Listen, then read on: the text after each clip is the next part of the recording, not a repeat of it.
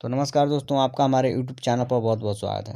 दोस्तों, आज की इस वीडियो में हम बात करने वाले हैं बिहार ITI काउंसिलिंग 2021 के बारे में।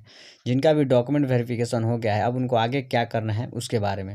जी हाँ दोस्तों, जब आपका डॉक्यूमेंट वेरिफिकेशन हो जाता है तो आपको इस तरह का एक कैंडिडेट कॉपी मिलता है, जिसे प्रोविजनल एडमिशन स्लिप भी कहा जाता है। तो चलिए इसके बारे में सबसे पहले हम आपको बता देते हैं।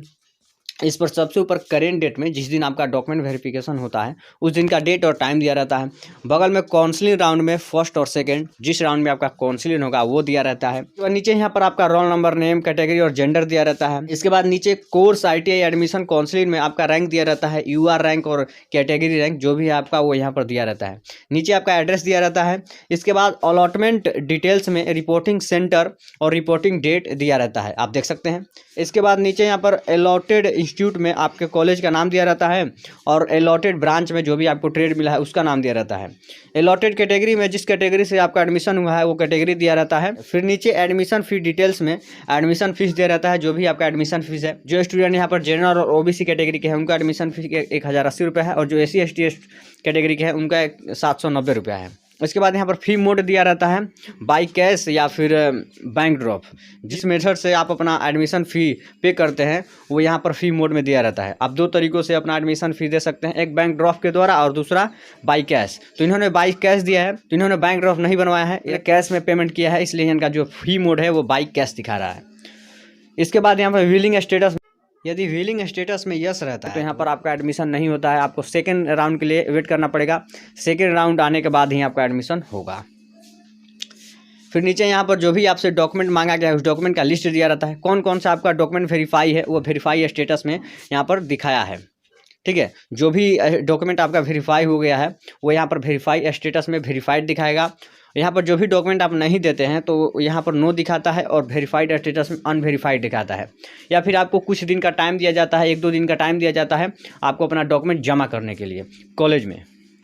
दोस्तों, पिछले साल इनका काउंसलिंग था 19 फरवरी 2021 को सेकेंड राउंड में, और इन्होंने अपना यहाँ पर पासिंग सर्टिफिकेट, 10 का जो पासिंग सर्टिफिकेट है वो नहीं दिया था, तो इन्हें 1 दिन का टाइम दिया गया है जमा करने के लिए। आप देख सकते हैं date of document to be submitted latest by 20/2/2021, यानी कि 20 फरवरी 2021 तक इनको डॉक्यूमेंट जमा करना था, ठीक है ना। तो इसी तरह से यदि आप भी कोई डॉक्यूमेंट नहीं देते हैं तो आपको भी कुछ दिन का टाइम दिया जाएगा आपको अपना डॉक्यूमेंट जमा करने के लिए कॉलेज में, ठीक है ना। हाँ, तो यहाँ पर दोस्तों जब आप अपने डॉक्यूमेंट वेरिफिकेशन के लिए रिपोर्टिंग सेंटर पर जाते हैं तो वहाँ पर मैट्रिक का मार्कशीट, पासिंग सर्टिफिकेट, प्रोविजनल और मैट्रिक का SLC, ये चारों डॉक्यूमेंट आपको ओरिजिनल लगेंगे, ये ठीक है। और ये सभी डॉक्यूमेंट वहाँ पर जमा हो जाता है, ठीक है, आपके कॉलेज में जमा होता है। और जब भी आपको इस डॉक्यूमेंट की ज़रूरत पड़ेगा और आप अपने ठीक है अपना डॉक्यूमेंट लेना चाहते हैं, अपने कॉलेज से लेना चाहते हैं तो आपको मिल जाएगा। इसके लिए आपको एक एप्लीकेशन फॉर्म लिखना पड़ता है, और उसके साथ ये जो प्रोविजनल एडमिशन स्लिप है, कैंडिडेट कॉपी, इसका एक फ़ोटो कॉपी उसके साथ अटैच करना पड़ता है। और जो आप ठीक है, और जो यहाँ पर आपको रसीद दिया जाता है ना इस तरह का, ये रसीद का भी फ़ोटो कॉपी आपको उसके साथ अटैच करना होता है। इसके बाद आपका जो डॉक्यूमेंट है वो मिल जाएगा। तो यहाँ पर ये कैंडिडेट कॉपी काफ़ी इंपॉर्टेंट है, इसको आपको संभाल कर रखना है, क्योंकि इस पर सारे डॉक्यूमेंट्स का लिस्ट है, कौन कौन से डॉक्यूमेंट आपने दिया है। जो भी यहाँ पर आपने डॉक्यूमेंट दिया है उस पर वेरीफाइड और यस दिखाता है, तो ये काफ़ी इंपॉर्टेंट है, इसको आपको संभाल कर रखना होगा जब तक आप ITI में पढ़ेंगे तब तक।